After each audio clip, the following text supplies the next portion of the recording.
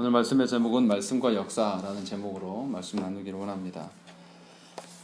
베드로 사도가 지금 이제 베드로 전서와 후서를 기록해 나가면서 우리에게 교회됨이 무엇이고 구원이 무엇인가를 이미 알려주었습니다. 그렇다면 베드로 사도가 말하는 구원이라는 것이 무엇일까요?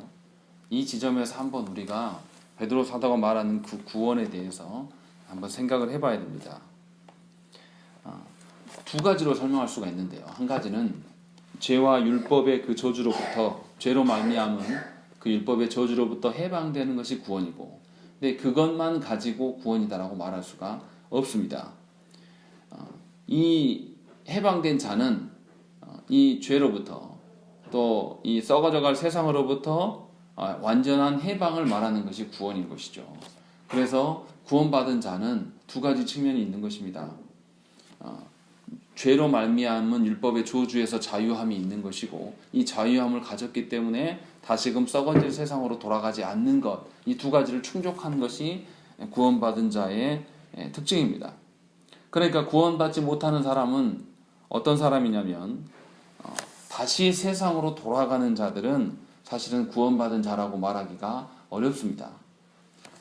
어떤 뜨거운 경험과 어떤 그 감격으로 인해서 예수 믿었다가 교회 안에 있다가 다시 세상으로 돌아가는 자들이 과연 구원이 있다고 말할 수 있겠습니까?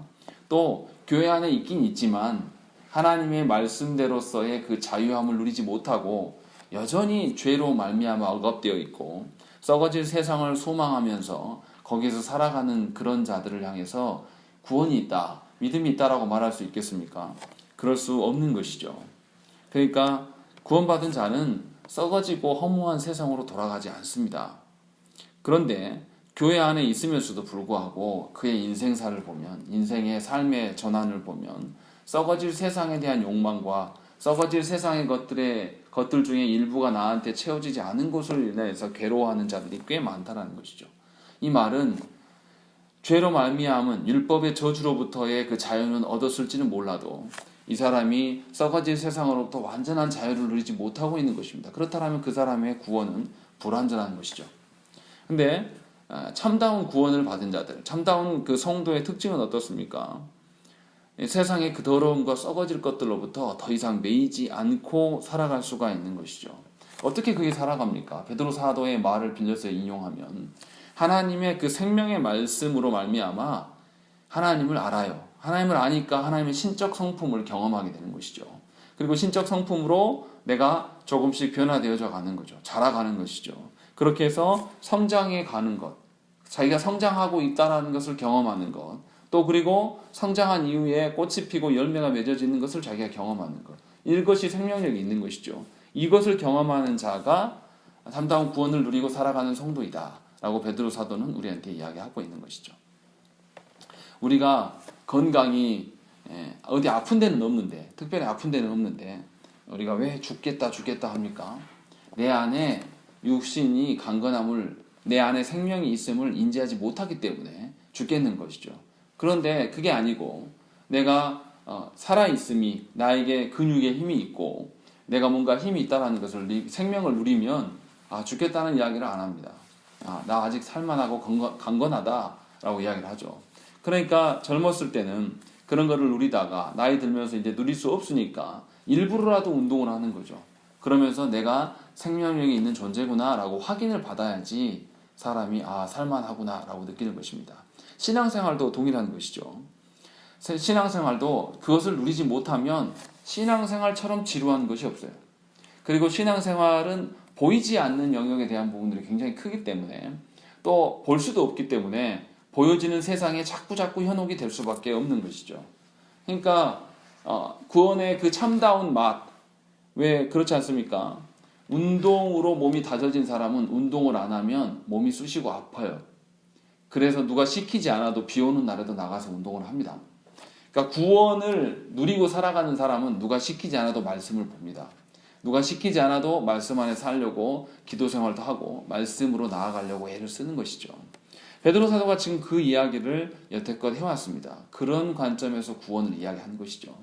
그리고 지난주까지 거짓 교사가 무엇인가를, 거짓 교사의 특징이 무엇인지를 쭉 설명했습니다.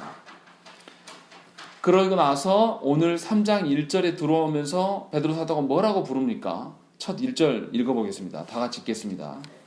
시작. 사랑하는 자들아, 내가 이제 이 편지를 너희에게 써노니 이 두 편지로 너희의 진실한 마음을 일깨워 생각나게 하여. 베드로 사도가 2장까지는 거짓 사도들과 썩어질 세상에 대한 이야기를 계속 하다가 멈추고 그 다음에 뭐라고 하냐면 사랑하는 자들아 이렇게 부르고 있는 것이죠. 이 말의 의미가 뭘까요? 뭔가 이제는 3장에서부터 새로운 이야기를 하겠다라고 하면서 그 전환의 의미도 있습니다. 그런데 그 전환만을 말하는 것이 아니에요. 썩어져 없어질 거짓 교사들의 특징들을 쭉 설명한 다음에 걔네들은 그래. 그런데 너희는 주님이 사랑하는 자들이다 라고 부르고 있는 거죠. 그렇다면 이 편지를 받고 있는 교회들에게 무슨 이야기를 하고 있는 거죠? 너희는 썩어질 교사와 같다 다르다? 다르다라는 것이죠. 다르다는 것을 보여주기 위하여서 1절에서 사랑하는 자들아 라고 부르고 있는 것이죠. 그러니까 거짓 교사들의 특징들을 쭉 나열하면서 이 성도들한테 알려준 다음에 너희는 그러한 자가 아닐 줄로 내가 믿고 주님의 이름으로 내가 너희들 사랑한다 라고 설명하고 있는 것입니다. 그래서 이 자신이 이 베드로 후서까지, 베드로 전서 한 편, 베드로 후서까지 두 편의 편지를 쓰는 이유가 무엇인지를 정확히 거기서 밝히고 있습니다. 뭐라고 하고 있습니까? 1절에서 너희의 진실한 마음을 일깨워 생각나게 하여 라고 되어 있는 것이죠. 베드로 사도가 무언가 성도들한테 원래 하나님 주셨던 그 진실한 마음을 생각나게 하기를 원한다 라고 이야기를 하고 있는 것이죠. 그런데 그 생각나게 한다는 말을 벌써 앞에서 몇 번이나 했었습니다. 1장 12절도 보면 그러므로 너희가 이것을 이미 있는 진리에 서 있으나 내가 항상 너희에게 생각나게 하려 하노라. 13절도 생각나게 함이 옳은 줄 여기노니 15절도 이런 것을 생각나게 하려 하노라 라고 이야기하면서 그리스도인들에게 생각나게 하는 것이 굉장히 중요하다. 기억하게 하는 것이 굉장히 중요한 것을 이미 강조하였음을 우리가 알 수 있는 것이죠. 그러니까 그렇다면 이 성도들이 무엇을 기억해야 될까요? 이것이 중요한 것이죠. 그 말이 이제 2절과 2절의 말씀에 이제 나와 있는 것이죠. 2절 말씀 한번 읽어보시겠습니다. 읽겠습니다. 시작. 거룩한 선지자들이 영원한 말씀과 주되신 고주께서 너희의 사도들로 말미암아 명하신 것을 기억하게 하려 함이라. 여기서 두 가지를 이야기합니다. 무슨 이야기하냐면 구약의 선지자들이 예언해 왔던 말씀, 그리고 그 예수 그리스도께서 구주께서 그 말씀을 이루셨고 그 말씀의 이루심의 연장으로 사도들한테 명하여 준 그 사명들, 그것에 대한 것을 기억나게 하기 위해서 내가 이 편지를 썼다라고 이야기를 하고 있는 것이죠. 정리하면 이런 겁니다. 하나님께서 이 말씀을 처음에 주셨어요. 그래서 구약의 예언자들에게 말씀을 주셨고 예언자들이 그 말씀을 지켜서 하나님으로부터 나온 것임을 확실히 보여줬습니다. 또 그리고 하나님이 말씀이 전달되는 과정에 개입하시면서 말씀이 훼손되지 않도록 지키고 보존하셨음을 우리가 알 수 있는 것입니다. 그리고 이 하나님으로부터 온 말씀이 하나님께서 전달하시고 전달되어진 말씀을 우리 가운데 깨닫게 하시는 분이 누구시냐? 그것 역시도 하나님이 보내신 성령님께서 행하신다라는 것이죠. 그러니까 하나님으로부터 말씀이 오게 되고 이 말씀이 오는 과정을 하나님 지키시고 말씀이 도착한 우리에게 도달한 말씀을 깨닫게 하시고 하시는 일도 성령께서 하시는 것이죠. 그렇다면 우리가 인간이 이 말씀을 읽는 우리가 우리 마음대로 우리의 형편대로 이 성경을 해석하는 것은 결국은 그게 하나님 앞에서 옳은 것입니까? 그른 것입니까? 잘못된 것이죠. 우리 마음대로 해석할 수 없는 것이고 무언가 해석자 자신이 마음대로 해석하는 것은 하나님과 상관없는 해석이 되는 것이죠. 하나님과 상관없는 해석을 한다는 것은 무엇입니까? 세상의 방식과 어떤 자신의 욕망을 따라서 해석하기 때문에 해석이 달라지는 거예요. 그래서 베드로 사도가 계속 무슨 이야기를 하냐면 썩어지고 허무한 그런 방식으로 정욕에 붙잡힌 상태로 하나님의 말씀을 해석하는 것, 그것은 거짓 교사의 특징이다 라고 계속 말씀을 하셨다는 것이죠. 그러니까 하나님의 그 말씀을 읽으면서 자신의 자리를 지켜내기 위해서 하나님의 말씀을 남용하는 것, 자신의 욕망을 채우기 위해서 하나님께 주여 주여 하며 기도하고 하나님의 말씀을 자기 마음대로 해석하는 것, 교인들을 붙잡아 두기 위해서 말씀의 원래의 의미를 감춰둔 채로 무엇이든지 간구만 하나님이 하면 들어주신다라고 이렇게 남용해왔던 이 모든 것들은 사실은 하나님께서 세우신 교사가 아니고 거짓 교사였음을 알 수 있다는 것이죠. 다시 말하면 성경을 자기 멋대로 해석하는 것, 성경을 해석했는데 결과가 사람이 힘을 모으고 자신의 자리를 강성하게 하고 설교자 자신을 드러내는 것을 뭐 한다든지, 아니면 정치의 어떤 설교단에서 정치적인 어떤 행위를 해서 누구를 밀어주기 위해서 그런 발언을 한다든지, 이 모든 것들은 사실은 하나님 앞에서 대적하는 것이죠. 하나님께서 우리에게 말씀을 어떻게 주셨냐면, 하나님으로부터 말씀이 오게 하셨고 이게 훼손되지 않고 오염되지 않게 하기 위해서 선지자들을 통해서 하나님께서 보존하기까지도 하셨어요. 그것도 부족해서 하나님 어떻게 하시냐, 이 말씀을 해석하는 권한도 성령께서 가주심으로 말미암아 우리 안에 훼손되지 않은, 오염되지 않은 순수한 말씀을 주시려고 하나님은 그렇게 애쓰신다는 것이죠. 그런데도 불구하고 이 거짓 교사들은 자기 멋대로 성경을 해석한다는 것입니다. 이것이 굉장히 큰 문제예요. 군대에 있을 때요, 군대에서 통신이 굉장히 중요합니다. 그래서 통신 장비들은 돈을 많이 써요. 어떻게 하냐면, 내가 있는 곳에서 다른 부대로 연락을 하는데, 이 부대로 연락할 때 유선망이면, 유선으로 되어 있으면 유선망을 보존해요. 이게 적군한테 도청이 당하는지 안 당하는지 늘 확인합니다. 무선망이면 어떻게 하냐면, 여기서 만든 암호를 풀 수 있는 해독 장치를 저 부대에 같이 줘요. 그래서 엿들어도 누구도 알 수 없도록 만들어 놓은 것이죠.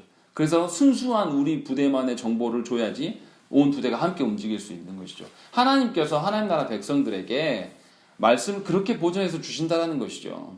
하나님께서 만들어 주셨고 그 말씀이 우리한테 순수하게 오도록 하나님께서 지키시고, 그리고 성령께서 우리에게 깨닫게 하셔야지 말씀을 알 수 있는. 그러니까 거짓 교사들은 해석 자체를 엉터리로 하는 것이죠. 해석을 엉터리해서 뭐 하려고 하느냐, 이 뒤에가 이제 나오는 것이죠. 3절 말씀에 그게 나옵니다. 읽겠습니다. 시작. 먼저 이것을 알지니 말씀에 조롱하는 자들이 와서 자기의 정욕을 따라 행하며 조롱하여. 여기서 뭐라고 그러냐면 자기의 정욕을 따라 행하며 라고 되어 있는 것이죠. 이들이 자신의 정욕을, 자신의 욕망을 채우기 위하여서 하나님 말씀을 남용하고 조롱한다 라고 이야기하고 있는 것이죠. 그러니까 세상에 썩어 없어질 것들을 채워내기 위하여서 하나님의 말씀을 이용하는 자들이 있다 없다? 많다라는 것이죠. 그런 자들이 교회 가운데 있고 또 교회를 사칭하면서 이단의 모습으로 남아있다는 것이죠. 베드로 사도가 그래서 이 말씀의 귀중함을 이야기를 하고 있는 것이죠. 2절에 보시면 뭐라고 되어 있냐면, 이 말씀을 주신 분이 누구라고 설명하냐면 주 되신 구주께서, 이렇게 되어 있어요. 왜 이렇게 이야기할까요? 그냥 하나님 하면 될 텐데 주 되신 구주께서 이렇게 표현하고 있을까요? 여기서 앞에 말하는 주라는 것은 뭡니까? 주는 부활하시고 승천하사 하나님 보좌 우편에 앉아 다스리고 계신 이긴 자로서의 예수 그리스도를 말씀하시는 것이고, 뒤에 나와 있는 구주는 다시 예수님이 오십니다. 재림하셔서 오셔서 어떻게 합니까? 세상의 권사에 붙잡힌 자들을 심판하시고 하나님의 그 말씀 안에 살아가는 자들을 건져내시는 진정한 왕으로서의 그 예수 그리스도의 칭호를 구주라고 이야기를 하는 것이죠. 다시 말하면 예수 그리스도의 초림과 재림을 다 말하고 있는 거예요. 베드로 사도는. 초림하심으로 말미암아 이미 하나님 나라가 우리 가운데 왔다 안 왔다? 왔다라는 거죠. 그리고 재림하심으로 말미암아 완전한 하나님의 나라를 이루실 것이다. 이 말은 예수께서 이 땅에 오심으로 말미암아 심판이 시작되고 있음을 말하고 있는 것이고, 심판의 완성을 재림 때 다시 하시겠다. 그 하나님께서 우리 가운데 말씀으로 계신다라는 것을 알려주기 위해서 지금 그 이야기를 하고 있는 것이죠. 다시 말하면 이 거짓 교사들이 자신의 욕망을 따라서 살아가기 때문에 이들이 이제 계속 부인할 수 있고 핑계댈 수가 있어요. 어떻게 하냐면 자기는 말씀을 몰랐다, 뭐 어떤 다른 핑계대로. 그러나 분명히 베드로 사도는 뭐라 그러냐면 2절에서도 주 대신 예수께서 이미 오셨다. 너희들 다 봤지 않냐. 그 이야기를 하고 다시 오실 예수님이 우리 안에 놓여 있다. 그러니까 우리 중에 부인할 수 있는 자가 누가 있겠냐. 지금 그것을 근거로 제시하고 있는 것이죠. 그래서 정욕을 따라서 행하는 자들을 향해서 지적을 하고 있는 거예요. 그들에게 경고하는 것입니다. 3절에 먼저 이것을 알아야 된다. 그러면서 말세에 조롱하는 자들이 와서 자기의 정욕을 따라 행하며 조롱하여 뭘 조롱하냐? 4절 말씀 이제 조롱한 내용입니다. 읽겠습니다. 시작.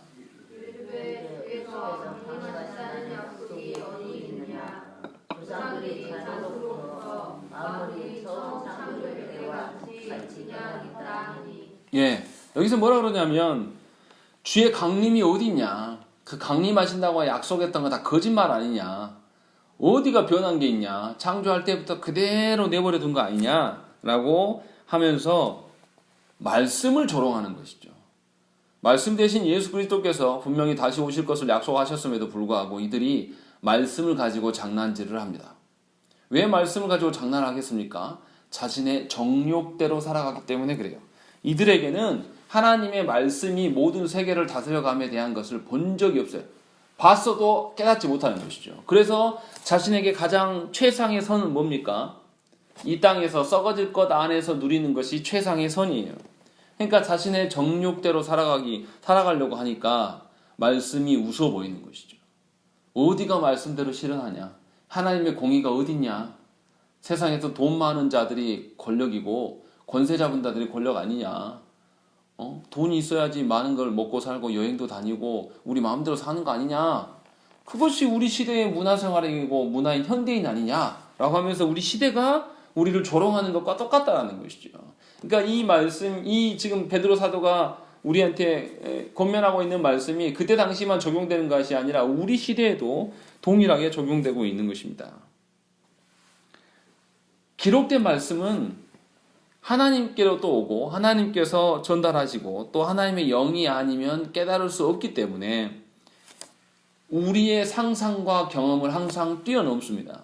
우리의 처지와 형편대로 이해할 수 없어요.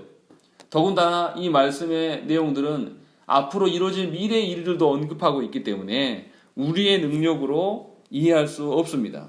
그럼에도 불구하고 거짓 교사들은 어떻게 하냐면 자신의 경험을 자랑합니다. 설교단에 서서 자신이 이것도 했고 저것도 했고 이렇게 늘어놓는 그런 것은 사실은 합당하지 않습니다. 하나님 주신 말씀 그대로의 말씀을 대언하는 자예요. 자신의 어떠한 화려함을 이 설교단에서 나열하는 것 자체는 이미 이 사람이 허망한 사람인 것을 증명하는 것이죠. 또 자신의 판단대로 기록된 말씀을 해석할 수가 없어요. 내가 살아보니 말씀의 내용은 이럽디다 이런 이야기들, 그러니까 간증을 허용하는 것이 합당하지 않다라는 거죠.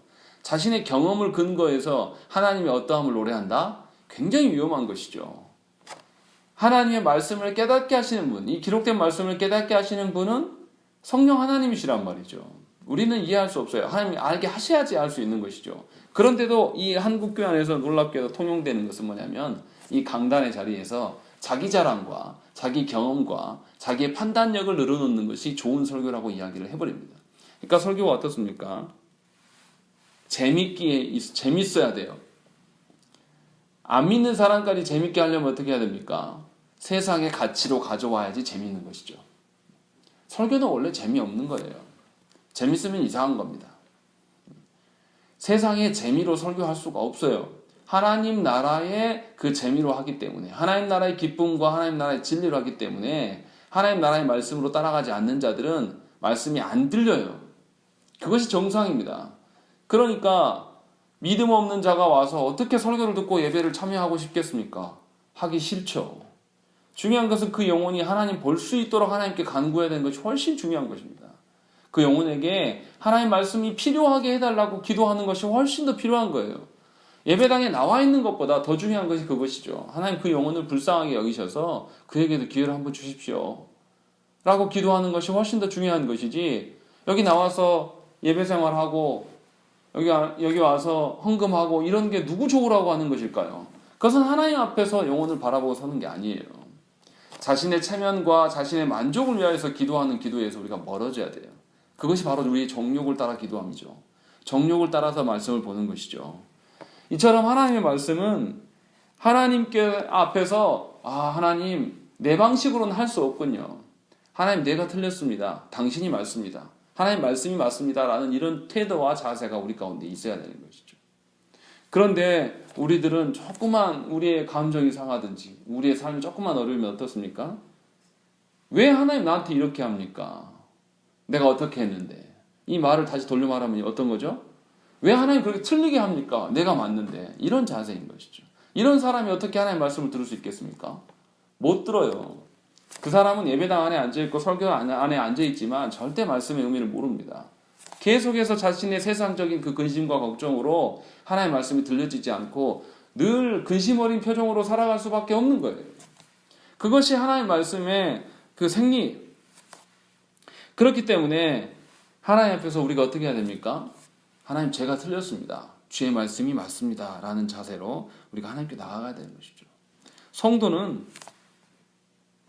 자신이 말씀으로 말미암아서 새롭게 태어난 존재이기 때문에 말씀을 따라서 생각하고 판단하려고 합니다. 그리고 자신의 인생을 말씀으로 빚어가려고 하는 사람이 성도예요. 자기의 경험과 자기의 판단 따라서 예배당에 있을 때는 아멘은 하지만 예배당 바깥으로만 나가면 자신의 경험과 자신의 체험과 자신의 판단에 의해서 자신의 인생을 걸어가는 자를 향해서 하나님께서 내 자녀다, 내 성도다 하시겠습니까? 자신의 삶은 하나도 하나님 말씀과 상관이 없고 여전히 자신이 왕이 되어 있고 주인이 되어 있는데 어떻게 하나님의 자녀라고 할 수 있겠습니까? 하나님의 말씀을 알고 하나님의 성품을 알아가고 하나님 성품을 닮아가면서 놀랍도록 내가 예전에는 이런 일들을 당하면 화를 못 참는 사람이었는데 화를 참고 있고 참는 것에서 더 나아가서 내가 참는 게 아니라 내가 인생을 기쁨으로 가고 있구나.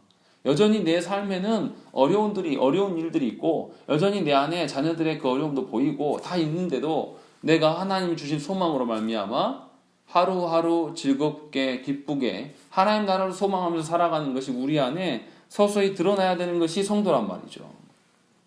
여러분들은 그런 것이 느껴지고 누리면서 살아가고 있습니까?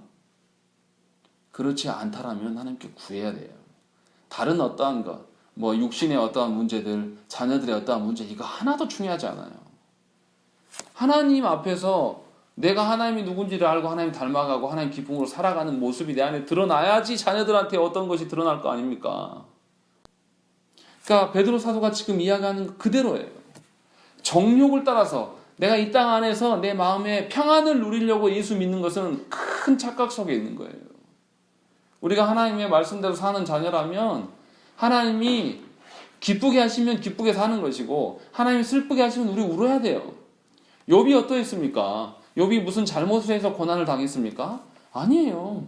그런데 욥기서를 살펴보면 하나님이 내가 미안하다, 내가 뭐 때문에 너 이렇게 힘들게 했어, 이렇게 말 한마디도 하십니까? 한마디도 안 하세요. 그러함에도 욥이 나중에 회개하고 하나님의 주권 앞에 자신이 바르게 서지 못한 부분들 하나님께 회개하는 것이죠. 이것이 신자됨의 기본이에요. 그런데 거짓 교사들은 어떻게 합니까? 말씀이 실현되고 있는 그 현장에서도 그 말씀을 뒤엎으려고 하는 것이죠. 말씀이 실현되는 그 기적이 일어난다고 해서 그 사람이 변화될 것 같습니까? 기적을 경험한다고 해서 그 사람이 변화되지 않아요. 아무리 기적이 일어나고요, 하나님 역사가 있어도 자신의 욕망이 꽉 차 있으면 그 기적을 가지고 자기 욕망을 이루는 데 쓰려고 합니다. 하나님의 기적 나타내 보여줌을, 하나님의 영광을, 하나님의 뜻을 보여주기 위해서 기적 나타내려고 기도하지 않아요. 자기의 욕망 채우려고 하나님의 기적을 내놓으라고 하나님께 기도하는 것이죠. 이게 얼마나 교만한 것이고 얼마나 완고한 것입니까? 얼마나 고집스럽습니까? 동등한 사람들끼리 하는 게 아니에요. 지금 죄인된 자와 썩어 없어질 문드러질 그 자와 하나님을 향해서 그런 기도를 한단 말이에요. 얼마나 교만합니까? 얼마나 자기가 잘났으면 그렇게 하겠어요. 왜 그렇겠습니까? 하나님의 말씀의 그 신실함을 절대 믿지 않아요. 그 사람. 그러니까 교회 안에 있으나 하나님 자녀가 아닌 것이죠. 그래서 4절에서 거짓 교사들이 뭐를 부정합니까? 주의 강림을 부정해요. 이게 말이나 되는 소리입니까? 예수 그리스도께서 이 땅에 오시지 않았으면 우리 중에 구원받을 수 있는 자가 누가 있습니까? 그런데 그것을 부정해버립니다. 그리고 하나님의 약속을 부정하면서 창조한 이래로 피조세계에게는 어떤 종말도 없었다라고 이야기를 한다는 것이죠. 그러니까 하나님의 심판을 전혀 믿지 않는 것입니다.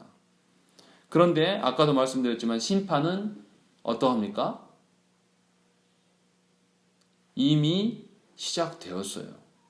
예수 그리스도께서 이 땅에 오셔서 이미 종말을 시작되고 있고 하나님 나라가 왔다라고 예수님께서 말씀하셨단 말이죠. 심판이 이미 시작되어 있어요. 예수 그리스도께서 죽으심으로 말미암아 죄의 권세를 깨트리셨어요. 또 예수님께서 부활하심으로 말미암아 죽음의 권세도 깨트려졌단 말이에요. 사탄이 지고 있다라는 거죠. 종말의 때가 되면 하나님께서 사탄을 다 물리치시고 하나님의 자녀들을 하나님 나라 보게 하시겠다고 하셨어요. 그 일들이 이미 시작되었단 말이에요. 2000년 전부터 이미 시작되고 있어요. 그래서 어떻게 합니까? 성령님을 우리 가운데 보내주셔서 우리가 세상에 휘둘리지 않게끔 하나님 나라 백성으로 살아갈 수 있도록 장치까지도 마련해 주셨단 말이에요. 이게 뭐냐면 성도가 세상에 속하지 않고 썩지 않은 곳에 마음 두지 않고 하나님 나라의 소망을 두고 살아갈 수 있도록 이미 종말이 시작되었음을 우리한테 알려주고 있는 거예요. 착각하시면 안 돼요. 종말이 나랑 상관없고 예수님 오셔야지 종말이 온다. 이게 아니에요. 예수 그리스도께서 이미 오셔서 사탄의 죄의 종로로 하는 것들, 또 우리가 죽음 앞에 놓여 있는 그 두려움을 예수님이 죽으시고 부활하심으로 다 해결하셨단 말이에요. 그것을 이미 보여주셨단 말이에요. 그러니까 종말이 이미 온 거예요. 종말이 온다는 것은 하나님 나라가 이 땅에 온 거란 말이죠. 그러니까 죽어서 가는 나라가 아니에요. 구약 백성들은 그렇게 이야기할 수 있을지 모르겠지만 예수 그리스도를 경험한 우리들은 하나님 나라가 이 땅에 왔어요. 그래서 여러분의 가정이 하나님 나라의 질서대로 살아야 되는 거예요. 우리 사회가, 우리 교회가 하나님 나라 질서대로 돌아가는 것이 정상적인 모습이에요.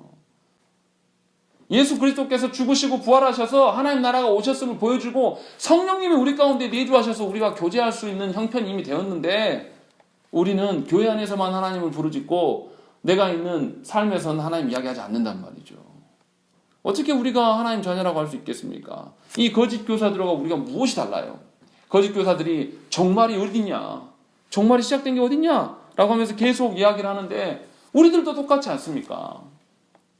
교회에서는 주여 주여 하지만 가정에 돌아가서 삶의 일터로 돌아가면 주여 주여가 어디 있습니까? 돈 아니면 명예 아니면 권력 이런 거 아닙니까? 우리 사실은 우리가 거짓 교사일 수가 있어요. 누가 우리 중에 예수 그리스도의 재림을 소망하면서 주 예수여 오시옵소서 마라나타 외치면서 우리 중에 살아가는 자가 누가 있습니까? 그런 점에서 베드로 사도의 말씀은 굉장히 우리한테 무겁게 다가오는 것이죠. 종말이 시작되었다는 또 다른 증거가 있어요. 여러분들 다 아실 겁니다. 이번 주 주일날 예배 끝나고 이제 집사님들은 남아있는데 박옥수 계열의 구원파 전도지를 들고 교회 예배당까지 들어왔어요. 지난 주일에는 그 사람들이 우리 예배 중에 세 사람이 문 열고 들어와가지고 전단지 던져놓고 아주 무례하게 그래 나가고요. 또 오늘 또 왔습니다. 제가 그 노인 양반을 정중하게 주일날 대해줬더니 또 젊은 사람이 또 찾아왔어요. 그래서 제가 오늘은 계속 정중하게 하다가 오늘은 좀 화를 냈습니다. 당신들 정말 무례하다고. 예배 시간에 들어와가지고 어디 들어와가지고 그 던져놓고 가냐. 이렇게 에티켓도 모르는 사람들이 예수 이야기 하지 마라. 그리고 왜 남의 교회 와서 그렇게 하냐. 안 믿는 사람한테 해라. 제가 오늘 화내고 안 되겠길래 저 붙여놓은 거예요. 입구에다가. 너희들 오면 이제 법대로 처벌할 거다 라는 것들. 제가 원래 그렇게 안 하고 싶었어요. 근데 이게 우리의 증거예요. 종말이 시작되라는 증거. 예수께서 어떻게 하셨습니까? 종말의 때가 되면 거짓 적그리스도, 내가 그리스도라고 하는 인간들이 사방군데서 나타난다고 이야기를 했어요. 그리고 하나님의 자녀들을 물어뜯기 위해서 얼마든지 채가려고 노력하는 자들이 일어난다고 했어요. 우리 그런 시대에 살고 있지 않습니까? 그런데 놀라운 것은 무엇입니까? 이 하나님의 심판을 고려하는 신자들이 많지 않다는 것이죠. 그냥 지금 이 땅에 살아가는 예수님 언제 오십니까? 라고 물어보면 대부분 다 이렇게 생각해요. 내 때는 아니고 언젠지는 모르겠지만 내 때는 아닐 거야 라고 생각하는 것이죠. 내일 오실 것처럼 살아가는 분들이 우리 중에 몇이나 있습니까?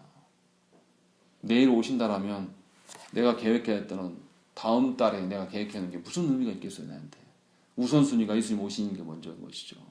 내년에 내가 그런 계획들을 뭘 세울 필요가, 그것에 아둥바둥할 필요가 뭐가 있습니까? 예수님 그 전에 오시면 끝나는 건데. 그렇게 우리가 상정하면서 살아가는 분들이 있습니까? 그렇게 안 사니까 내 뜻대로 안 되면 인생에서 견디지 못하는 거예요. 누가 나 조금만 건드려도 마음이 막 상하고 죽겠는 거예요. 분해서 못 참는 거죠. 그 알량한 자존심 하나, 그거 하나 믿고 살아왔는데, 예수 믿고 살아온 것이 아니라 그것을 건드리니까 못 견디겠는 거예요. 예수님이 당장 오신다라면 우리 자존심이나 그런 게 어디 있어요. 그렇게 안 살았다가도 예수님 내려오시는 거 보면 그때라도 엎드려야죠. 그것이 신자된 기본적인, 그렇게 안 살았다 할지라도 예수님 오시는 걸 알면 당장이라도 엎드리는 게 정상 아닙니까? 베드로 사도가 지금 그 이야기를 하는 거예요. 너희 안에 거짓 교사들이 들어와 있고 실제로 너희 마음속에 거짓 교사들이 자리 잡고 있어서 하나님의 그 나라를 소망하는 자들이 없고 하나님 말씀대로 살아가는 것이 아니라 이 세상의 논리와 가치로 인하여서 너희가 계속 썩어져 가고 있지 않냐. 왜 그 알량한 정욕 따라서, 너의 알량한 그 자존심 따라서 왜 인생을 그렇게 낭비하고 있냐 라고 지금 이렇게 묻고 있는 거예요. 그러면서 베드로 사도가 반문합니다. 그들이 정말이 없다 하는데 아니다, 있다 하면서 5절의 말씀 뭐라고 합니까? 이는 하늘이 옛적부터 있는 것과 땅이 물에서 나와 물로 성립된 것도 하나님의 말씀으로 된 것을 그들이 일부러 잊으려 함이로다 라고 되어 있는 것이죠. 하나님께서 처음 창조하셨을 때에 윗물과 아랫물을 가르시고 또 아랫물 중에서는 바다와 육지로 하나님께서 갈라놓으셨어요. 우리는 어떻게 생각하냐면 하나님께서 그렇게 일부러 갈라놨다라고 생각하지 않고 우리는 어떻게 하냐면 과학적으로 중력에 의해서 원래 그랬던 거야 라고 생각하는 거죠. 그런데 하나님이 한순간이라도 그 질서에서 손을 떼시면 어떻게 됩니까? 다 죽어요. 그 사건이 있었잖아요. 뭡니까? 물로 심판하신 사건. 노아의 사건이 있었습니다. 우리는 과학적으로 계속 증명해내려고 이야기합니다. 세계에서 그 많은 물이 어디에서 와서 어떻게 세계를 덮어? 말도 안 돼. 수치적으로 계산해가지고 어떻게 노아의 사건들을 뒤집으려고 하는 거죠. 그런데 하나님께서는 그 수치적인 것과 상관없이 그렇게 하나님께서 오늘도 지키고 보존하시기 때문에 우리가 땅을 딛고 살아가는 거예요. 여러분 인터넷에서 쓰나미 봤지 않습니까? 쓰나미 얼마나 무섭습니까? 물이 계속해서 밀려 들어와요. 안 멈추고. 3층 높이로 물이 계속 차 들어온단 말이에요. 사람이 어떻게 해도 방피할 수 없어요. 높은 곳으로 도망가는 것밖에 없어요. 그 높은 것도 그보다 더 높은 물이 날라오면 끝나는 거죠. 그래서 그 쓰나미의 공포에 시달린 사람들은 정신병에 걸린다잖아요. 바다를 내디딜 수가 없다고 다 두려워하는. 하나님께서 그 바닷물을 막아주시고 우리를 지켜주시는 것을 한 번만 손땜을 경험한 자는 하나님의 종말이 있다라고 이야기합니다. 이미 성경 속에서 그것을 우리에게 보여줬어요. 그런데 우리는 뭐라고 합니까? 하나님이 없다라고 이야기를 해요. 오히려 역으로 이야기하는 것이죠. 현대인들이 계몽주의 사상이 들어오면서 자기 판단과 자기 생각대로 자기가 이해되지 않으면 하나님 안 믿어요. 그러니까 제2차 세계대전 때 많은 사람이 학살당하고 유대인들이 600만 명이나 죽이니까 어떻게 됩니까? 하나님 어딨냐? 이렇게 반문해요, 신학계가. 그때부터 유럽이나 선진국들의 신학계가 완전 타락해서 자유주의에 물들어가지고 지금은 유럽의 젊은이들이 누가 예수 믿습니까? 교회가 텅텅 비어 있어요. 할아버지 할머니들만 간신히 보존하고 있는 그런 형국이라고 그러지 않습니까? 물론 안 그런 교회들도 있죠. 다 그렇다는 건 아니죠. 그러나 그렇게 우리에게 복음 줬던 영국이 이제는 복음을 받아야 될 상황이 된 이런 실정들. 이게 왜 그렇습니까? 하나님의 종말이 없다라고 말하기 때문에 그래요. 그러나 분명하게 말씀에서 나오지만 사도 바울 선생이 말하는 것처럼 분명히 이 심판은 있습니다. 그런데 이 심판을 어떻게 했다고요? 5절 끝에 그들이 일부러 잊으려 함이로다 라고 있는 것입니다. 하나님 말씀으로 하나님의 심판이 있었음을 우리에게 분명히 고지하셨음에도 불구하고 그 하나님의 심판을 일부러 잊어버리려고 하는 것이죠. 우리도 그렇지 않습니까? 하나님의 심판을 소망하면서 심판을 기억나게 하고 심판을 의식하면서 살아가는 자가 누가 있습니까? 세상의 즐거움과 향락에 젖어서 거기에 내 마음을 싹 던져버려서 일부러 우리 하나님의 심판을 잊어버리려고 살아가는 것이 우리들이에요. 이 거짓 교사들이 바로 우리일 수 있다는 거죠. 그러면서 베드로 사도가 뭐라고 합니까? 이로 말미암아 그때의 세상은 물이 넘침으로 멸망하였을 때 이제 하늘과 땅은 그 동일한 말씀으로 불사르기 위하여 보호하신 바 되어 경건하지 아니한 사람들의 심판과 멸망의 날까지 보존하여 두신 것이니라 라고 되어 있는 것입니다. 하나님께서 그때 심판하셨어요. 그러면 이제 이렇게 물어볼 수가 있죠. 왜 그때 심판하시고 지금까지 내버려 두시냐? 하나님 이유가 있다. 이제는 물로 심판하시지 않는다라고 약속하셨고 불로 심판하실 텐데 마지막에 한꺼번에 심판하기 위해서 하나님의 자녀들과 거짓 교사들을 함께 지금 보존하고 있는 것뿐이다. 그러나 분명히 하나님 어떻게 하신다? 심판과 멸망의 날을 보내신다. 그날이 곧 온다. 라고 베드로 사도가 우리한테 이야기를 하고 있는 것이죠. 그러니까 정리하면 이런 거죠. 하나님은 창조하셨을 때부터 계속 일하셨습니다. 하나님이 땅을 드러내실 때도 말씀으로 하늘과 땅의 물을 한 곳에 모으실 때도 말씀으로 행하셨어요. 그리고 창조한 이후에도 하나님께서 세계 역사를 다스려 가는데 뭘로 하십니까? 말씀으로 다스려 가시면서 그 말씀을 누구에게 주셨습니까? 하나님의 백성들에게, 하나님의 자손인 이스라엘에게 말씀을 주셨어요. 그래서 하나님의 다스림이 어떠한 것이다 라는 것을 계속해서 가르치셨어요. 또 장래의 종말도 어떻게 될 것이다 라는 것을 뭘로 주셨습니까? 말씀으로 주셨단 말이죠. 그렇기 때문에 저와 여러분들이 어떻게 해야 됩니까? 신자는 하나님께서 처음 만드셨던 그 말씀, 창조 때부터 주셨던 그 말씀, 또 그리고 피조 세계를 보존하시고 다스리시는 그 말씀, 그 말씀을 의존하며 살아갈 때에 하나님께서 이 세상을 창조하시고 보존하시고 다스려 가시며 또 심판하시는 하나님임을 볼 수가 있고 경험할 수가 있다는 것입니다. 그러니까 세상 속에서 우리가 살아갈 수 있는 힘과 능력은 어디 있냐면 주의 말씀에 있는 것이죠. 그러니까 말씀을 읽지 않고 말씀을 통해서 하나님의 성품을 알지 않고 살아가기가 굉장히 어렵다는 것이죠. 그러니까 하나님께서 이 피조 세계를 창조하시고 보존하시고 다스려 가시는 그 방식은 말씀에 있어요. 그러니까 세계의 역사는 말씀대로 이루어지는 것이죠. 그러니까 말씀과 역사가 동일한 거예요. 우리는 역사 속에서 살아가는 존재들입니다. 이 역사의 흐름이 바로 말씀이란 말이죠. 그러면 역사 속에서 살아갈 때 가장 지혜 있는 방식은 말씀대로 사는 방식인 것이고 그 역사의 일부분, 내가 무슨 역사의 큰 인물도 아닌데 역사까지 고려해 라고 이야기할 수 있지만 제가 드리는 이 역사는 뭐냐면 우리의 작은 인생사까지 다 포함된 역사를 말하는 것이죠. 그러니까 저와 여러분들이 인생에서 가장 지혜롭고 가장 기쁘고 행복하게 살아갈 수 있는 것은 뭐냐면 말씀을 깨닫는 것이고 말씀을 보는 것이고 말씀을 실현해 가는 것이에요. 하나님이 나 같은 것을 통해서 주의 말씀을 이루어 가신다라고 했을 때 얼마나 기쁘겠습니까? 한번 경험해 보세요. 제가 대학교 때 군대 가기 전에 제 동기 친구한테 걔는 군대를 안 갔어요. 술 잘 먹는 놈한테 걔가 교회 다니고는 있었는데 술 먹고 막 그렇게 사는 놈이에요. 걔한테 지나가는 말로 던졌어요. 너 내가 군대 갔다 왔을 때 너 아마 술 다 끊을걸? 자, 그렇게 했나 봐요. 제가 기억이 안 나요. 하나님 그렇게 너 바꿔놓으실 거야. 제가 제대하고 갔습니다. 복학했을 때 걔가 대학원생이었어요. 진짜 변했더라고요. 그리고 네 그 말 때문에 내가 그때부터 바뀌었다. 그리고 걔 대학원 물론 지방대긴 하지만 수석으로 졸업하고 취직 안 하고 선교사로 나갔습니다. 중국으로. 하나님 그렇게 바꿔놓으시고 그게 즐거움이에요. 걔 그 집에서 딸만 있고 아들 혼자인 집이에요. 집에서는 안 믿으니까 난리 났죠. 집안 일으켜야 되는데 선교사로 나갔다고. 근데 하나님께서 그렇게 바꿔놓으시더라는 것이죠. 저언율이 느껴져요. 저언율이. 제가 한 거 아니고 그냥 지나가는 말로 던진 건데 그렇게만 했어도 하나님이 영혼을 바뀌시는 걸 경험할 때에 엄청난 기쁨을 누릴 수 있습니다. 야, 내가 정말 하나님의 말씀 선포하는 것이 엄청난 일이구나 라는 것을 알게 된다는 것이죠. 그러니까 저와 여러분들이 하나님의 말씀을 바르게 알고 그 말씀이 내 가정 가운데 그대로 실현되기를 소망하면서 살아가십시오. 그것이 얼마나 놀라운 일인가를 경험하셔야죠. 저만 경험하면 되겠습니까? 여러분들도 경험하셔야 되지 않겠습니까?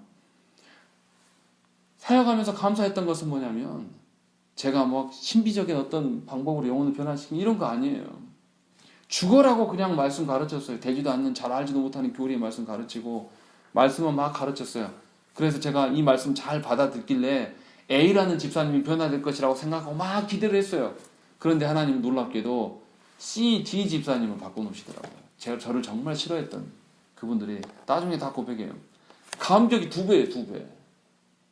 내가 한 게 없는, 난 이분들한테 잘해준 거 없었는데, 나는 A 집사님 보고 했었는데, 하나님 이렇게 하시더라는 것이죠. 말씀이 엉뚱한 데서 실현되기는 하시긴 하셨지만, 그것만으로도 엄청난 인생의 기쁨과 전환점이 생겨나가는 거예요. 이게 말씀으로 영혼 바뀌는 거구나. 영혼 바뀌는 것이 가장 기쁘고, 말씀대로 실현되는 것을 보는 게 최고의 기쁨이구나 라는 것이 경험되면 세상에 좀 뭐 없어도 괜찮아요. 제가 자존심이 얼마나 센 사람인데요. 근데 누가 지금 목사라고 무시하고 어디 가서 제 친구들 진료받으러 가면 돈 안 받고 그러면 자존심 정말 상합니다. 그런데 지금 괜찮아요. 어딜 가면 전부 다 저 빌어먹는 인간 취급해요. 뭐 하나 해주면서 네가 뭔 능력이 있겠냐 이런 말 안 하고 주면 좋겠는데 다 그런 말에 굉장히 기분 나빠요. 인간적으로 생각하면. 또 아내한테도 미안하고 자녀들한테도 미안하고. 그런데 하나님이 계시다라는 것을 보면 이 마음 그냥 사라집니다. 그럴 수 있어요. 우리가 그렇게 살자는 거죠. 베드로 사도가 지금 우리한테 요청하는 것이 바로 그것이죠. 멸망의 날이 종말의 때가 있다. 그렇기 때문에 우리는 하나님의 말씀 가운데 우리가 하나님의 의지하며 살아가는 것이 우리의 기쁨이 되어야 되고 또 그렇게 살아가는 자가 하나님의 심판의 날을 고대하며 살아갈 수가 있는 것이다. 하나님이 경건한 자나 경건하지 않은 자나 지금은 심판의 날을 염두에 두셔서 그냥 보존하고 계시는 것뿐이다 라는 것을 우리에게 알려주고 있는 것입니다. 그렇기 때문에 저와 여러분들이 하나님의 그 말씀의 실현을 보기 위해서 기도하시기 바랍니다. 여러분들이 말씀을 잘 깨달아서 여러분 가정 안에 말씀을 선포하십시오. 다른 누군가에 의해서 선포되기를 기다리지 마시고 여러분들이 말씀대로 될 믿음을 갖고 날마다 말씀을 가정 안에서 묵상하고 여러분이 계신 곳 안에서 하나님의 말씀을 선포하십시오. 그것이 하나님 주시는 놀라운 복이고 그 일로 여러분의 근심과 걱정은 시든지 사라질 줄로 믿습니다. 우리 함께 기도하겠습니다.